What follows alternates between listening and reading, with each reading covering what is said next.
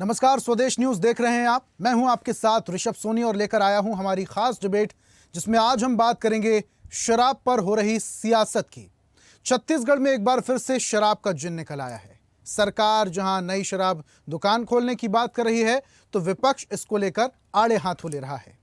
एक तरफ शराब को लेकर जहां सियासी बयानबाजी शुरू हो गई है, तो दूसरी तरफ इसको लेकर काफी ज्यादा हलचल भी जनता और विपक्ष में देखने को मिल रही है। अब जनता का साथ भी विपक्ष को मिल रहा है। प्रदेश की राजनीति में शराब एक ऐसा मुद्दा रहा जिसका जब जब जिक्र हुआ तब तब सियासी उबाल चरम पर रहा।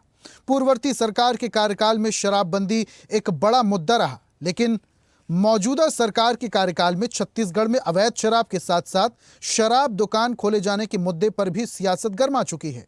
सत्ता में आने से पहले कांग्रेस ने जनता के बीच में शराब को लेकर खूब प्रचार प्रसार किया था, वोट भी हासिल किए थे और सत्ता में भी आ गई थी, लेकिन शराबी और शराबबंदी की ओर से किसी भी प्रकार का कोई बड़ा निर्णय नहीं लिया गया। अब प्रदेश में 67 नई शराब दुकान खोलने को लेकर विपक्ष सत्ता पक्ष को घेरने में लग चुका है। शराब को लेकर जनता में भी आक्रोश देखने को मिला, जिससे कांग्रेस भी गदगद है। कांग्रेस प्रदेश अध्यक्ष दीपक बैज ने सरकार पर तंज कसते हुए कहा कि इन्होंने सिर्फ और सिर्फ चुनाव जीतने के लिए शराब पर खूब राजनीति की। इस सरकार के 1.5 साल के कार्यकाल में नकली होलोग्राम, नकली शराब के साथ ही अन्य राज्यों की शराब छत्तीसगढ़ में बिक रही है। वहीं विपक्ष पर पलटवार करते हुए सत्ता पक्ष के वरिष्ठ विधायक धर्मलाल कौशिक ने कहा, हमने शराबबंदी का वादा नहीं किया था और आम जनता की मांग के अनुरूप ही शराब दुकानों की संख्या बढ़ाई जा रही है। उनकी मांगों के अनुरूप दुकान खोली जा रही है। कांग्रेस के पास कोई मुद्दा नहीं है। जिसके बाद अब एक बार फिर से प्रदेश की राजनीति का केंद्र बिंदु शराब बन चुकी है। अब प्रदेश में शराब दुकान खोले जाने का जनता समर्थन नहीं कर रही। इससे क्या फायदा होगा, क्या यह फैसला गलत साबित होगा, इस पर आज हम चर्चा करेंगे, लेकिन उससे पहले कुछ बयान सुनिए। देखिए, ये तो सिर्फ चुनाव जीतने के लिए राजनीति की है 2023 में।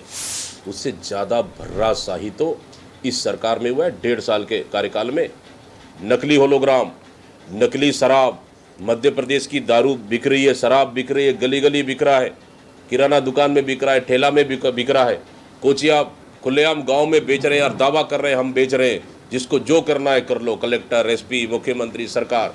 ये चैलेंजिंग क्या दर्शाता है? लेकिन इसको जांच करेगा कौन? आप लोग क्या करेंगे सर? इसको जांच करेगा कौन? सेंट्रल एजेंसियां तो उनके पास है, डबल इंजन सरकार के पास, ईडी, सीबीआई सब तो उनके पास है। जांच करेगा कौन? सबसे बड़ा सवाल है। लेकिन कांग्रेस चुप नहीं रहेगी।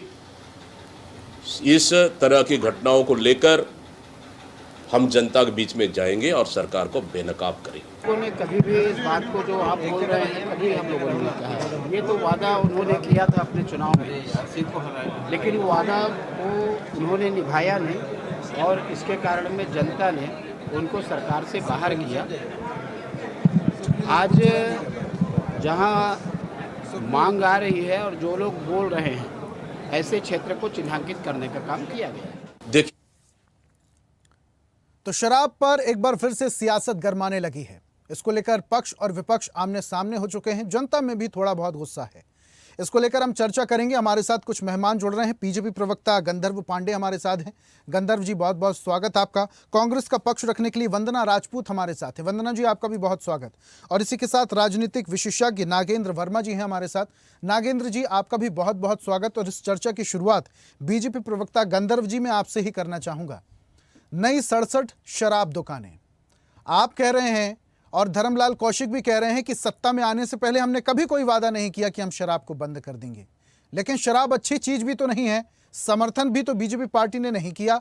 67 शराब दुकानें आप खोलने जा रहे हैं, इसका असर क्या होगा प्रदेश में? देखिए, सर्वप्रथम तो सभी साथी पैनलिस्टों को मेरा नमस्कार, आपके विद्वान दर्शकों को नमस्कार और आपको मेरा नमस्कार। जो ये नई शराब दुकानें खोलने का निर्णय लिया गया है, उसका तर्क ये है कि जो 2 शराब दुकानों के बीच में दूरियां थी वो बहुत ज्यादा दूरी पे स्थित थे। तो जो बीच के इलाके थे, ये कोचियों के लिए और जो नकली शराब बेचते हैं इस प्रकार के लोगों के लिए एक ऐसी जगह बन जा रही थी जहां वो व्यवसाय कर सकते। तो एक तरीके से वहां की जो जनता है उसकी जो मांग है उसको वहां पर पूर्ण करने के लिए ये आवश्यक था अभी वर्तमान की स्थिति में कि वहां पर दुकानें खुली। इस हेतु दुकानें खुली और निश्चित तौर पे शराब एक बहुत ही बुरी चीज है, इसकी आदत किसी को भी नहीं पड़नी चाहिए। इसका बहुत ही गंधर्व दुष्प्रभाव जी, होता है समाज आपके में। विधायक कह रहे पर हैं, गंधर्व जी आपके विधायक कह रहे हैं जनता की मांग पर हम शराब की दुकानें बढ़ा रहे हैं। जनता तो नाली बनवाने के लिए भी कहती है, जनता तो अच्छी शिक्षा के लिए भी कहती है, बिजली की समस्या छत्तीसगढ़ में है, पानी की समस्या छत्तीसगढ़ में है, इसको लेकर जनता हाहाकार मचाती है और ऐसी मुद्दे चलते रहते हैं। गड्ढों में सड़क है, सड़क में गड्ढे है, कभी पता नहीं चल पाता। इन मुद्दों को आप अनसुना करके शराब पर फोकस कर रहे हैं सर। देखिए, निश्चित तौर पे विकास अगर होता है तो सभी दिशाओं में होता है। आप अगर बात बिजली की करें तो उसके लिए भी पावर प्लांट प्रोजेक्ट, सौर घर योजना, अनेक प्रकार की योजनाएं चलाई जा रही हैं। अभी वर्तमान में सुशासन त्योहार भी चलाया गया। जिस प्रकार की भी जन समस्याएं हैं, सभी जनता की समस्याओं को भी सुना जा रहा है और आर्थिक और सामाजिक पहलू, दोनों प्रकार के पहलू शराब के विषय में है। शराब की दुकानें आप बढ़ाएंगे, 6,500 करोड़ शराब का पीने के बाद राजस्व विवाद होगा, प्राप्त होता शराब है। पीने के बाद अपराध बढ़ेंगे, वापस तो वही कहानी हो गई ना शुरू। आप इकाई को ही अगर बंद कर देंगे तो ये तो मामला पहुंचेगा ही नहीं। अगर इकाई की बात जहां तक है, उस विषय पर विचार मंथन निश्चित तौर पर जारी है, पर उसके जो दो पहलू हैं, 2018 में कांग्रेस पार्टी ने जनता को एक ढकोसला परोसा था कि हम पूर्ण शराबबंदी करेंगे और झूठे वादे के दम पर ये सत्ता पर आ गए थे। 5 साल तक इनकी सरकार थी, ये शराबबंदी नहीं कर पाए और उस समय इन्होंने इतना बड़ा इसलिए आपने शराब की नई दुकानें खोलने का फैसला कर लिया। उस समय की जो वो शराब दुकान शराबबंदी नहीं कर पाए, इसलिए आपने शराब की दुकानें बढ़ाने का फैसला कर लिया। ये कैसा फैसला हुआ सर? शराब कितनी ज्यादा कुरीतियां शुरू करती है ये आप भी बहुत अच्छे से समझते हैं सर। और लगातार बीजेपी के बड़े नेताओं को मैं मंच से सुनता हूं और वो कहते हैं कि शराब बुरी चीज है, शराब को पूरी तरीके से खत्म कर देंगे। बिहार में शराबबंदी है, गुजरात में शराबबंदी है, बिकती वहां पर भी है। यहां पर तो वादे होने के बावजूद शराब की दुकानों को बढ़ा रहे हैं आप। ये तो आप शराब को बढ़ावा दे रहे हैं ना सर। निश्चित तौर पे इस पे किसी प्रकार का बढ़ावा देने का काम नहीं हो रहा। प्रयास ये किया जा रहा है, जो जहरीली शराब है, नकली शराब है, जिसको पीने के लिए जो दो दुकानों के बीच में दूरी है, क्योंकि एक नियंत्रित अमाउंट में जब दुकानें रहती हैं तो लोग विवश रहते हैं। जिनके लिए दूरी ज्यादा है तो आसपास गंधर्व जी, तो वहां पर जहां पर नकली शराब बनाई जा रही है वहां पर शिकंजा कसने के बजाय आप नई शराब दुकान खोल रहे हैं, लोगों को ऑप्शन दे रहे हैं। भाई जहां पर नकली शराब बन रही है वहां पर कार्रवाई होनी चाहिए कि बजाय शराब की दुकानें और बढ़ा दी जाए। कार्रवाई हो रही है, निश्चित तौर पे वहां पर भी कार्रवाई जारी है, पर ये जो मौका वहां पर मिल रहा है और वहां की जनता की जो मांग है, अगर वो वहां पर बार बार इस प्रकार का कृत्य करने का प्रयास करते हैं, नए नए लोग आते हैं और ये जो पिछले 5 साल पर गली गली मोहल्ले मोहल्ले में कोचियों का एक कारोबार, कि गली गली मोहल्ले मोहल्ले नशे का कारोबार जो पहुंचाया गया था पूर्ववर्ती कांग्रेस सरकार के संरक्षण में, उसको समाप्त करके एक जिस प्रकार से विधिवत तरीके से चीजें होनी चाहिए उसको करने का प्रयास किया जा रहा है। और मैं तो कह रहा हूं कि शराब बहुत बुरी चीज है। आपके सभी दर्शकों को और यही आरोप दीपक बैज लगा रहे हैं, दूर रहें, उसका ये बड़ा आरोप दीपक बैज लगा रहे हैं बीजेपी पार्टी पर कि जब से बीजेपी सत्ता में आई है तब से दुकानों गली मोहल्लों में शराब खुलेआम बिक रही है, नकली होलोग्राम की शराब बिक रही है और तो और दूसरे प्रदेशों की जो शराब है वो छत्तीसगढ़ में बेची जा रही है। देखिए, दीपक बैज जी के पास कोई मुद्दा है नहीं। वर्तमान में जिस प्रकार की स्थिति और जिस प्रकार से उन्होंने चुनाव हारने का रिकॉर्ड बनाया है, चाहे वो खुद का विधानसभा चुनाव हो, चाहे वो जिस पार्टी का नेतृत्व अभी कर रहे हैं वर्तमान में, उसको लगातार चुनाव हरवाने का रिकॉर्ड है, वो बना चुके हैं। और अब उनके पास मुद्दा विहीन होने के बाद जिस भ्रष्टाचार के आरोप में उस समय की सरकार के तत्कालिक मंत्री अभी जेल में है, उस मुद्दे को बार बार बीच में ला करके वो इस चीज को बताना चाह रहे हैं। वो फिर से एक तरीके से विपक्ष में रह के अपने जो कोचिया लोग जिनको इनका संरक्षण प्राप्त था और जो ये कोचिया विभिन्न जगहों पर थे, जिनको आज निस्तेनाबूद करके वहां पर व्यवस्थित और एक सुचारू रूप से व्यवस्था के अनुसार जो शराब दुकानें होनी चाहिए उसका निर्माण करना का प्रयास किया जा रहा है, ताकि छत्तीसगढ़ की जनता को राजस्व का नुकसान ना हो और उस अमाउंट का गंधर्व जी, अपने दर्शकों को हम कुछ तस्वीरें दिखा रहे हैं, कुछ विजुअल्स दिखा रहे हैं। सुनिए गंधर्व जी, कुछ तस्वीरें हम दिखा रहे हैं अपने दर्शकों को, विजुअल्स दिखा रहे हैं। नियम के अनुसार ये जो शराब की दुकानें हैं, मंदिर, मस्जिद, किसी भी स्कूल, शैक्षणिक संस्थान या अस्पताल, इन सब के 500 मीटर की दूरी पे नहीं होना चाहिए। तस्वीरें हम दिखा रहे हैं, कोचिंग सेंटर बगल में है और नई शराब की दुकान बगल में है। ये कैसे भविष्य उज्जवल होगा? इन नियमों को ताक पर रखकर अगर ऐसी दुकानें खुल रही हैं तो इस पर विचार नहीं किया जाना चाहिए सर? देखिए, निश्चित तौर पे अगर वहां पर इस प्रकार की कोई भी चीजें हैं, शैक्षणिक संस्था है, चाहे मंदिर हो, मस्जिद हो या इस प्रकार से अस्पताल हो, तो उन सभी जगहों पर उसका एक लिखित तौर पर जो वहां के लोकल लोग हैं, दुकान खुलने उनकी से एक पहले शिकायत भी तो होती है। और आसपास अगर देखा इस जाता है ना प्रकार सर कि क्या है शैक्षणिक नियमों का अगर जहां पालन होना चाहिए और नियम को अगर जिसे पालन करना होता है वो इन सब चीजों का ख्याल रखता है। लेकिन अगर ठेकेदार तानाशाह हैं, दबंग हैं, वो तो कहीं पर भी दुकान खोल लेंगे क्योंकि कोई भी सुनने वाला नहीं होता। ठीक है, वापस आऊंगा आपके पास में। वंदना जी हमारे साथ कांग्रेस प्रवक्ता जुड़ चुकी है। जवाब देना ठीक है, चाहूंगा। नहीं, नेक्स्ट टाइम मैं आऊंगा, गंधर्व जी आऊंगा। वंदना जी का मैं रुख कर लेता हूं। वंदना जी, सरकार ने एक बड़ा फैसला लिया है। हालांकि ऐसा कोई वादा बीजेपी की तरफ से किया नहीं गया था कि शराब बंदी कर देंगे, आपकी तरफ से जरूर किया गया था कि शराब बंदी कर देंगे। लेकिन अभी ये जो नया फैसला लिया गया 67 नई दुकान खोलने का, वो भी तमाम नियम कायदों को ताक पर रखकर, फर्क नहीं पड़ता शराब की दुकान कहां खुल रही, बस खुलनी चाहिए। कैसे देखती हैं? देखिए, भारतीय जनता पार्टी जब विपक्ष में थी तो चीख चीख करके, चिल्ला चिल्ला करके बोलती थी कि शराबबंदी होनी चाहिए, शराबबंदी होनी चाहिए। और आप देखेंगे कि अभी भारतीय जनता पार्टी की सरकार है और नई आबकारी नीति के तहत 67 जो शराब की दुकानें खोल रहे हैं। भारतीय जनता पार्टी की यही तो असली चाल और चरित्र है। कहते हैं ना कि हाथी के दांत खाने के कुछ और दिखाने के कुछ और होते हैं। आप देखेंगे कि आप बहुत सारी जो बातें हैं उस बातों को आपने उल्लेख भी किया है। शैक्षणिक जो संस्था है उस संस्थाओं के बारे में आपने यहाँ पर भी दिखाया कि कैसे 500 मीटर के अंतर्गत शराब की दुकानें खोल रहे हैं। सबसे बड़ी बात है, ये भारतीय जनता पार्टी की है सरकार है साहब, जहां स्कूलों को बंद किया जाता है और नई शराब की दुकानें खोली जा रही है। ये भारतीय जनता पार्टी की सरकार में ही संभव है। हमने वादा किया था पूर्ण शराबबंदी का और हम उस पर काम भी कर रहे थे, लेकिन कांग्रेस सरकार ने कोई नई शराब नहीं दुकान नहीं खोला था। ये मैं पूरी जिम्मेदारी के साथ बोल सकती हूँ। लेकिन ऑनलाइन शराब के लिए ऐप जरूर लॉन्च किया था वंदना जी। शराब की नई दुकानें नहीं खोली थी, लेकिन ऑनलाइन शराब जरूर कोरोना काल में बेची थी।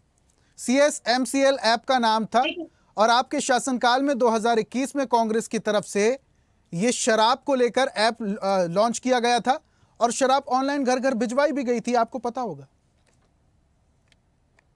देखिए, ये भारतीय हमारी सरकार में यदि कोई चीज की अगर कमी थी, उस कमी को दूर करने का जो उत्तराधिकारी होता है या जिम्मेदारी जो होता है वो वर्तमान सरकार की है कि हम छत्तीसगढ़ की जो जनता है उनकी भलाई और जनहित के लिए काम करें।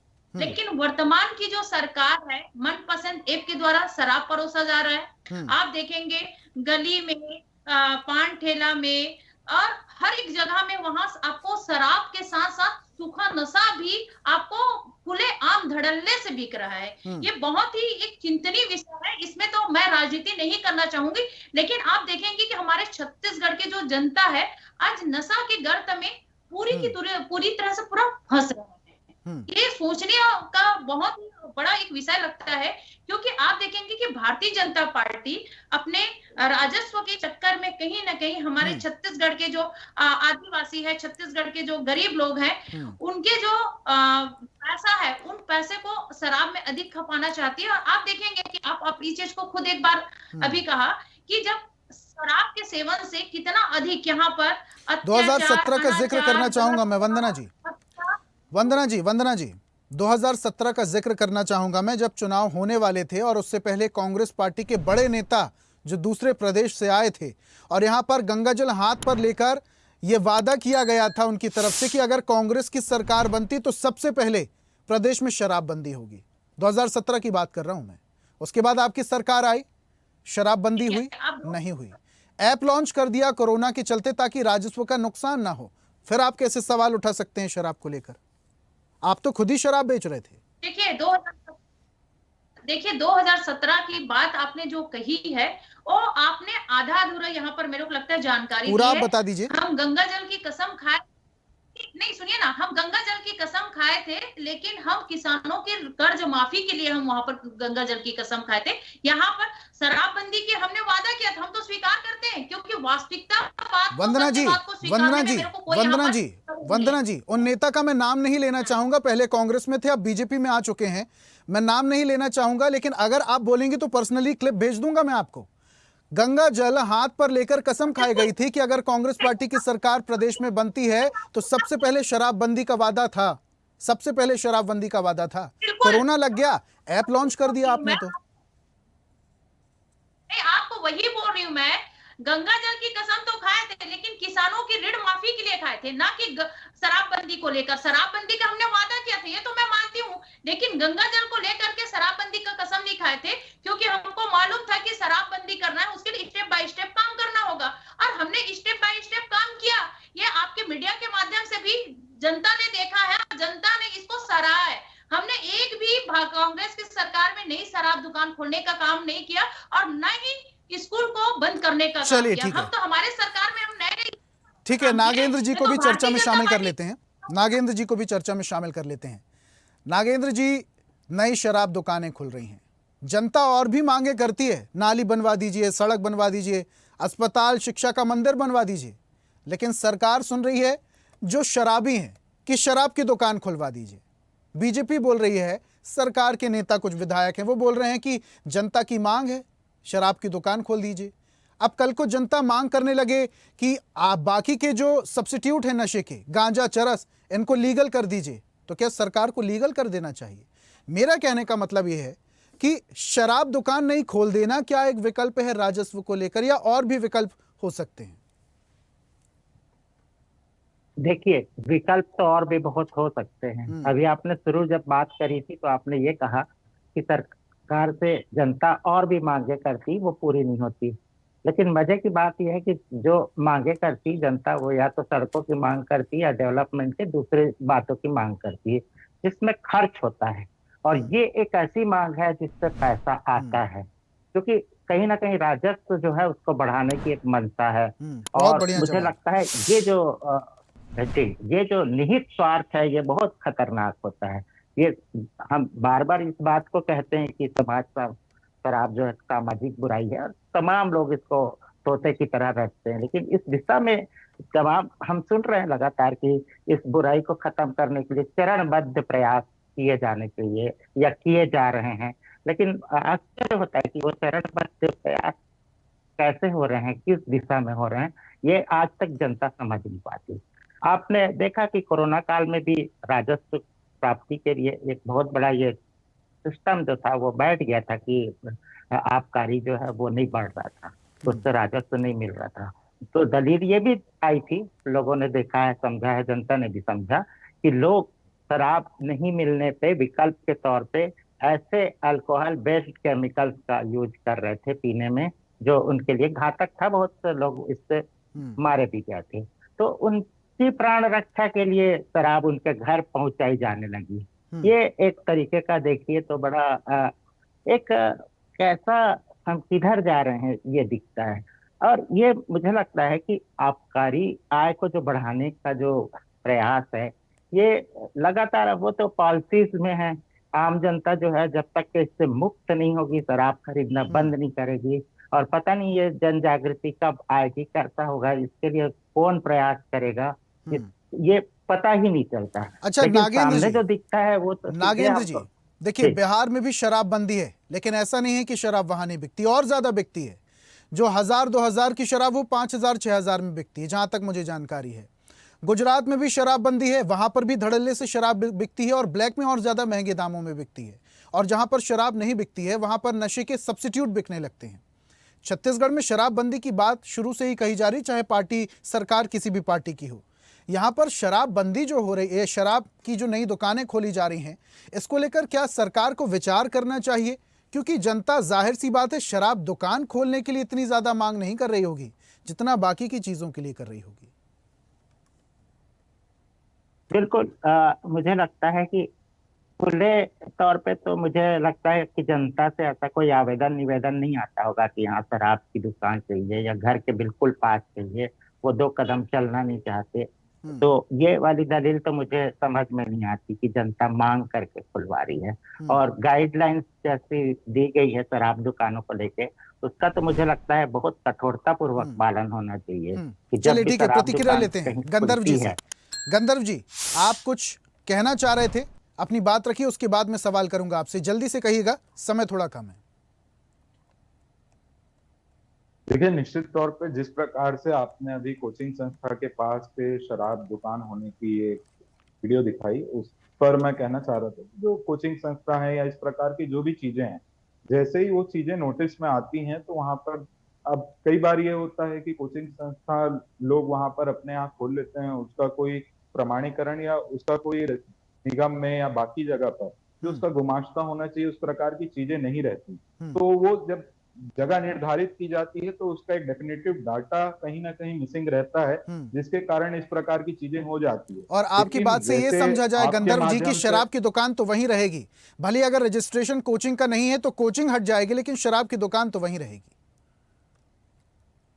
मेरी बात से ये नहीं समझा जाए, मेरी बात से ये समझा जाए कि इस प्रकार की चीजें अगर संज्ञान में लाई जाएं तो इस प्रकार की चीजों से बचा सवाल जा ये नहीं सकता है। गंधर्व जी, उसको मेरी बात को सुव्यवस्थित समझिए करके दूर किया जाता है। गंधर्व जी, सवाल ये नहीं, सवाल ये है कि जब शराब की दुकान खोलने के लिए कोई जगह निर्धारित की जा रही थी तो उस जगह के आसपास भी देखा गया होगा, जो निरीक्षक गए होंगे उन्हें पता होगा कि कितनी मीटर की दूरी पर मंदिर है, क्या बाजू में कोचिंग संस्थान है, स्कूल कितनी दूरी पर है, इस चीज का निरीक्षण किया गया या नहीं, या सिर्फ निर्धारित कर लिया यहां पर शराब की दुकान है क्योंकि यहां पर सबसे ज्यादा बिक्री होगी? निश्चित तौर पे उस समय पर सभी प्रकार के निरीक्षण और सभी चीजें की जाती हैं। तस्वीरें पर हो आपके सकता सामने है है जब सर। निरीक्षण किया गया हो और उसके बाद की चीजें हो, दोनों में भिन्नता पाई जाती है कई बार, तो वो सारी चीजें उस प्रकार से होती हैं। और जो नई गाइडलाइंस आई हैं और इसका जो तर्क है वो मैंने पहले ही स्पष्ट किया कि जो दो शराब की दुकानों के बीच में दूरी है, उसके कारण जो नकली शराब है, जो कोचियों द्वारा जो जहरीली शराब, इस प्रकार के जो व्यवसाय हैं, कहीं ना कहीं उस पे रोक लगाने का एक उसको व्यवस्थित करने के प्रयास के लिए किया जा रहा है कि लोग जो हैं जिनको इसकी आदत हो गई है, जो इस नशे के जाल में फंसे हुए हैं, नागेंद्र जी कह रहे हैं, नागेंद्र जी कह रहे हैं कि उन्हें नहीं लगता कि शराब की दुकान खोलने के लिए किसी ने आवेदन भी दिया होगा। सड़क बनाने के लिए आवेदन पहुंचे होंगे बहुत सारे, स्कूल बनाने के लिए, बाकी चीजों के लिए, बिजली पानी के लिए आवेदन तो पहुंचे होंगे, शराब की दुकान खोलने के लिए तो आवेदन नहीं पहुंचे होंगे। मैं सही कह रहा हूं गंधर्व जी?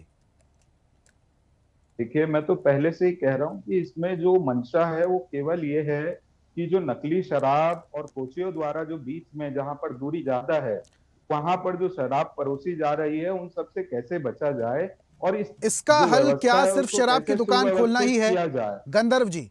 इसका हल क्या सिर्फ शराब की दुकान खोलना ही है या और भी विकल्प हो सकते थे सरकार के पास? सरकार इस पे जो कानूनी कार्रवाई होनी चाहिए उनके ऊपर, उनको पकड़ना हो, नकली शराब हो, ये सभी कार्रवाई लगातार जारी है। उसके साथ ही साथ सरकार की इस प्रकार के जो व्यवसाय का एक अवसर इन लोगों को प्राप्त हो रहा है, उसको कैसे समाप्त किया जाए और कैसे इस सुविधा को सुव्यवस्थित किया जाए कि जो यहाँ के जो जिनके लिए ज्यादा दूरी है उनको इस प्रकार की चीजों से बचाया जाए, उसके लिए एक प्रयास किया गया है। अब देखिए गंधर्व जी, अगर शराब खुले में बिक रही है तो शराब तस्करी पर शिकंजा ना कस पाना प्रशासनिक जो तंत्र है उसकी कमजोरी, नाकामी मानी जाएगी।